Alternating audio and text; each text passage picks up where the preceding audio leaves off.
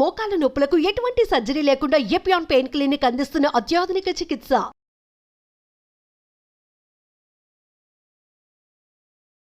Hello viewers, welcome to Suman TV. So ఒబేసిటీతో బాగా బాధపడే వాళ్ళ తీసుకునే డైట్లో ఏ విధమైనటువంటి జాగ్రత్తలు తీసుకోవాలి, సో ఎలాంటి డైట్ అనేది మనం కరెక్ట్ ఫార్మేషన్లో తీసుకోవటం వల్ల ఈ ఒబేసిటీ అనే ప్రాబ్లం నుంచి బయటపడవచ్చు, ఈ విషయాల గురించి చెప్పడానికి ప్రస్తుతం మనతో పాటు ఉన్నారు జ్యోతిర్మయి గారు, సో న్యూట్రిషనిస్ట్. సో మేడంతో మాట్లాడి ఈరోజు చాలా విషయాలు తెలుసుకుందాం. నమస్తే మేడం. నమస్కారం. సో మేడం, ఒబేసిటీ అనేది చాలా కామన్గా చూస్తూ ఉన్నాము. సో దీని నుంచి బయటపడాలంటే డైట్ అనేది మనకి ఏ విధంగా ఉంటే కరెక్ట్గా ఫార్మేషన్లో ఉంటుంది అంటారు? సో బేసికలీ మనం ఒబేసిటీ కనుక తీసుకున్నట్టయితే ఒక పర్సన్ ఓవర్ వెయిట్ ఉన్నారా, ఒబేసిటీలో ఉన్నామా అని తెలుసుకోవడానికి ఒక బేసిక్ క్యాలిక్యులేషన్ అనేది అవసరం. సో దాని తర్వాతనే మనం నిర్ధారించవచ్చు అనమాట, అంటే ఈ పర్సన్ ఓవర్ వెయిట్ లో ఉన్నారా, ఒబేసిటీలో ఉన్నారా అని.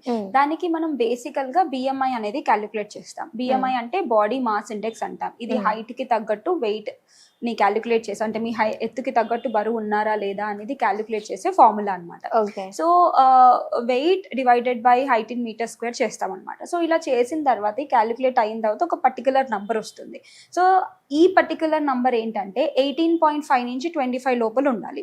18.5 నుంచి 25 లోపల ఉంటే ఆ పర్సన్ హెల్దీగానే ఉన్నారు, అంటే ఓవర్ వెయిట్ కేటగిరీలో లేదు అని. సో 25 కన్నా ఎక్కువగా ఉన్నారు అంటే వాళ్ళు ఓవర్ వెయిట్ కేటగిరీ కిందకి వస్తారు.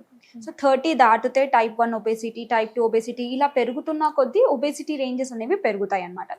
సో ఇది చెక్ చేసుకున్న తర్వాతనే ఒక పర్సన్ ఓవర్ వెయిట్ ఉన్నారా, ఒబేసిటీలో ఉన్నారా అనేది ఫస్ట్ మనం తెలుసుకోవచ్చు. దాని తర్వాత వీళ్ళకి ఓన్లీ అంటే బిఎంఐ ఒక్కటే ఇంపార్టెంట్ కాదండి, దీంతో పాటు ఓవరాల్ గా అన్ని ఇంపార్టెంట్ అనమాట. వాళ్ళ బాడీ మాస్ ఎంత ఉంది, వాళ్ళ మజిల్ వెయిట్ ఎంత ఉంది, బోన్ వెయిట్ ఎంత ఉంది, ఇవన్నీ చాలా ఇంపార్టెంట్ అనమాట. సో ఇలా మనం పర్టికులర్ గా ఈ పర్సన్ యొక్క మజిల్ అనేది తక్కువగా ఉంది, ఫ్యాట్ పర్సెంటేజ్ అనేది ఎక్కువ ఉంది, అండ్ విఎఫ్ఐ అంటారు, విజిరల్ ఫ్యాట్ అంటారు, అది కూడా ఎక్కువ ఉంది అని ఇలా మనం అన్ని కలెక్ట్ అంటే తీసుకుని ఇన్ఫర్మేషన్ అంతా తీసుకున్న తర్వాత దాని తర్వాత ఆ పర్సన్ ఎలాంటి డైట్ తినాలి, ఎంత క్యాలరీ ఫుడ్ తీసుకోవాలి, బిఎంఆర్ కూడా క్యాలిక్యులేట్ చేస్తాం అనమాట. అలా క్యాలిక్యులేట్ చేసుకొని వాళ్ళ డైట్ అనేది ఆధారపడి ఉంటుంది. సో ఈ బేసికలీ డైట్ మనం తీసుకున్నట్టయితే ఒక వెల్ బ్యాలెన్స్ డైటే బెటర్. అండ్ ఈ మధ్య కాలంలో మనం చూస్తున్నాం కీటో డైట్ అని, లో కార్బ్ డైట్ అని, so only fruit diet, vegetable diet అని ఇలా చూస్తున్నాం, ఇట్లాంటి. ఎగ్జాక్ట్లీ. సో ఓవరాల్ గా తీసుకుంటే ప్రతి ఒక్క డైట్ కి వెయిట్ లాస్ అనేది ఉంటుంది. సో బేసికల్లీ మనం అర్థం చేసుకోవాలి ఏంటంటే ఈ పర్సన్ యొక్క బాడీ కంపోజిషన్ ఎలా ఉంది, ఈ పర్సన్ కి ఏ ఫుడ్ ఇస్తే బరువు తగ్గుతారు. సో ఇది మనం అంటే ఆ పర్సన్ కి ఏమైనా హెల్త్ కండిషన్స్ ఉన్నాయా, సో కొంతమందికి ఏంటి అంటే కొన్ని అండర్లయింగ్ డిజీజ్ కండిషన్స్ ఉంటాయి. సో వెయిట్ లాస్ కన్నా ఫస్ట్ మనం దానిపైన దృష్టి పెట్టాలన్నమాట. స్పెషల్లీ ఇప్పుడు మనం పీసీఓఎస్, పీసీఓడి కనుక చూసుకున్నట్టయితే హార్మోనల్ ఇంబ్యాలెన్స్ ఎక్కువగా ఉంటుంది. సో వాళ్ళలో ఓవర్ వెయిట్ కేటగిరీస్ వచ్చేస్తారు, వాళ్ళు కూడా ఓవర్ వెయిట్ లోనే ఉంటారనమాట దాదాపు చాలా మంది. సో ఇక్కడ హార్మోన్స్ ని కరెక్ట్ చేసుకోవాలి. హార్మోన్స్ ని కరెక్ట్ చేసుకోకుండానే వెయిట్ లాస్ కి వెళ్తే మొత్తం మళ్ళీ ఇంకా అంటే ఎలా అవుతుందంటే మళ్ళీ ఎక్కువ పెరిగిపోతారు, మళ్ళీ తగ్గిపోతారు. ఓకే, అంటే ఇప్పుడు హార్మోనల్స్ ఇంబ్యాలెన్స్ వల్ల కూడా వెయిట్ అనేది ఎక్కువ పెరిగిపోతున్నారు అంటున్నారు. సో ఇది ఎలా కరెక్ట్ చేసుకోవాలంటారు హార్మోనల్ ఇంబ్యాలెన్స్? సో హార్మోన్స్ ని కరెక్ట్ చేసుకోవాలన్నా అండ్ బరువుని తగ్గించుకోవాలంటే ఓవరాల్ గా డైట్ పైన డిపెండ్ అయ్యింది. సో డైట్ ఇంకా లైఫ్ స్టైల్ చేంజెస్. మనం పీసీఓడి కనుక తీసుకున్నట్లయితే it is not only about hormones కాదు, ఇంకా లైఫ్ స్టైల్ చేంజెస్ కూడా మెయిన్ ఇంపార్టెంట్ అన్నమాట. లైఫ్ స్టైల్లో కరెక్ట్ తింటున్నామా, పడుకుంటున్నామా, ఎక్సర్సైజెస్ చేస్తున్నామా, ఏం తింటున్నాము, స్ట్రెస్ లెవెల్స్ ఎంత ఉన్నాయి, ఇలా మీ బాడీకి ఎలా ఎఫెక్ట్ అవుతున్నాయి అనేది ఇంపార్టెంట్. సో ఇప్పుడు వెయిట్ లాస్ గురించి మనం మాట్లాడుకుంటున్నాం కాబట్టి వెయిట్ లాస్ కనుక తీసుకున్నట్టయితే ఓవరాల్ గా ఒక person the well balanced diet ఉండాలి. వెల్ బ్యాలెన్స్డ్ డైట్ లో ఎలా ఉండాలి అంటే మోస్ట్ ఆఫ్ ద వాళ్ళ డైట్ లో హోల్ ఫుడ్స్ అనేవి ఉండాలన్నమాట. సో ఈ హోల్ ఫుడ్స్ ఏంటి, స్పెషలీ మనం ఇప్పుడు రైస్ తింటాము. రైస్ ఏంటి అంటే it will not come under whole food, అంటే దాన్ని మనం ప్రాసెస్ చేస్తాం. అంటే జనరలీ ఒక సీడ్ కనుక తీసుకున్నట్టు అయితే దాన్ని ఔటర్ లేయర్ ఉంటుంది, ఎండోస్పర్మ్ అంటాం. ఎండోస్పర్మ్ అంటే లోపల అంటే కార్బ్స్ ఉంటాయి దాంట్లో. సో జర్మ్ లేయర్ ఉంటుంది అండ్ పైన ఒక లేయర్ ఉంటుంది అనమాట. ఆ ఫైబర్ కంటెంట్ అనేది ఔటర్ లేయర్ లో ఉంటుంది. ఇప్పుడు జనరలీ ఒక రైస్ విత్తనం గానీ మనం సాయిల్ లో వేస్తే that will not grow, right? ఎందుకంటే దాంట్లో జర్మ్ లేయర్ తీసేస్తాం.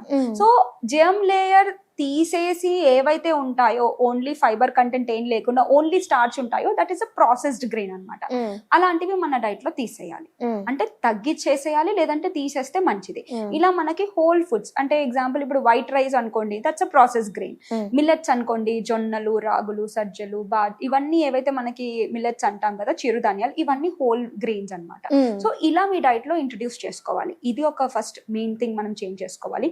నెక్స్ట్ వచ్చేసి ప్రోటీన్స్ ఏంటి అంటే జనరలీ ప్రతి ఒక్క కేజీకి 1 గ్రామ్ చొప్పున తీసుకోవాలి. సపోజ్ మీరు సెడెంటరీ లైఫ్ స్టైల్ ఉన్నారనుకోండి, సెడెంటరీ లైఫ్ స్టైల్ ఉన్నా కానీ మీరు at least 0.8 grams per KG body weight తీసుకోవాలి. దాదాపు ఇది చాలా మంది తీసుకోవట్లేదు.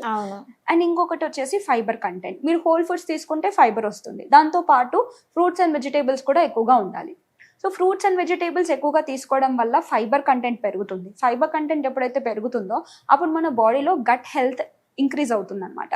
సో గట్ హెల్త్ ఇంక్రీజ్ అవ్వాలంటే ఫైబర్ ఇంపార్టెంట్. మీ బరువు తగ్గాలంటే కూడా గట్ పైన డిపెండ్ అవుతుంది.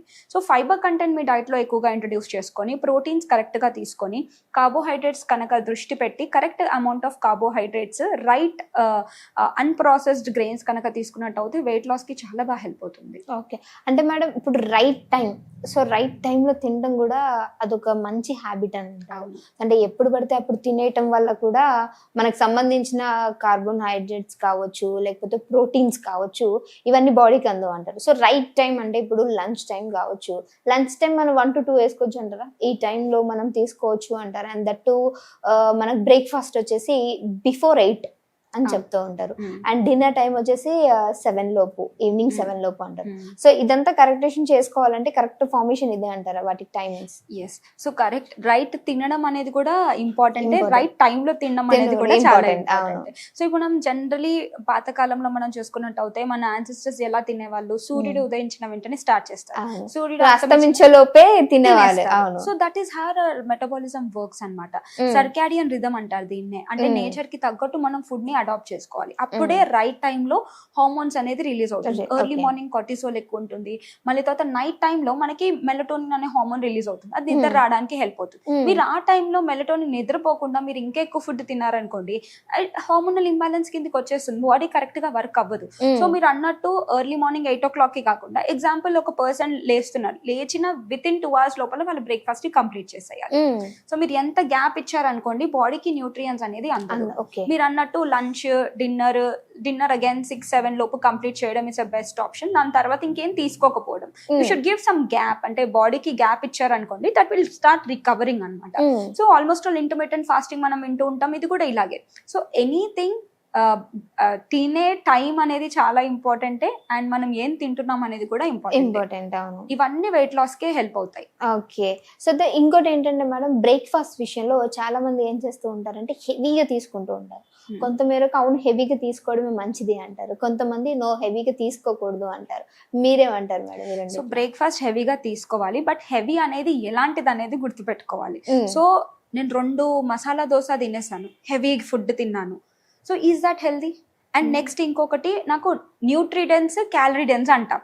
ఇప్పుడు మనం బ్రేక్ఫాస్ట్ ని కనుక తీసుకున్నట్టు అయితే న్యూట్రిడెన్స్, క్యాలరీ డెన్స్ 2 విధాలుగా డివైడ్ చేయొచ్చు. నేను బాగా మసాలా దోశ తిన్నాను, ఎక్కువగా గీ యాడ్ చేసి స్టమక్ ఫుల్ అని తిన్నాను, కడుపు నిండా తిన్నారు, కానీ మీకు కావాల్సిన పోషకాలు అన్ని దాంట్లో వచ్చాయా? Question mark, it will not come. And ఇంకొకటి న్యూట్రిడెన్స్ మీల్ అంటాం. న్యూట్రిడెన్స్ మీల్ అంటే అన్ని పోర్షన్ సైజ్ ని బ్యాలెన్స్ చేసుకోవాలన్నమాట.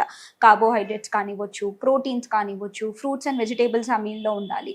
సో ఇలా అన్ని బ్యాలెన్స్ చేసుకుంటే that will call us nutrient dense meal. So nutrition ఎక్కువ ఉన్న ఆహారాలు బ్రేక్ఫాస్ట్ ని హెవీగా తీసుకోవడం అనేది ఇంపార్టెంట్. నాట్ లైక్ ఎక్కువ క్యాలరీస్ తీస్తున్నాం అనేది కాదు, ఎక్కువ న్యూట్రిషన్ వచ్చేవే మనకి హెల్దీగా ఎక్కువగా పోర్షన్ తీసుకోవడం అనేది ఇంపార్టెంట్. ఎస్, జనరలీ మనం వింటూ ఉంటాం ఈట్ బ్రేక్ఫాస్ట్ లైక్ కింగ్ అని. Yes, eat breakfast like king, but దాంట్లో ఏమున్నాయి అనేది దృష్టి పెట్టుకొని తీసుకుంటే సరిపోతుంది. ఓకే సార్, చాలా చక్కటి ఇన్ఫర్మేషన్ ఇచ్చారు. Thank you so much madam.